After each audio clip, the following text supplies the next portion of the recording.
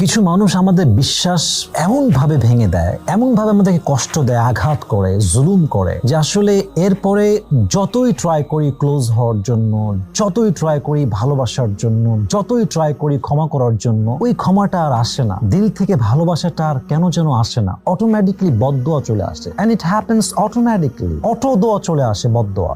চাই না বদদোয়া দিব, তাও চলে আসে বদদোয়া। এজন্য কাউকে আঘাত করার আগে, জুলুম করার আগে 100 বার ভাবেন যে আপনি কার বিশ্বাস ভাঙছেন, আপনি কার বিশ্বাস নিয়ে খেলছেন। এবং মাথায় রাখবেন যে বদদোয়ার জন্য হাত তুলে বদদোয়া করা ইজ নট ইম্পর্ট্যান্ট।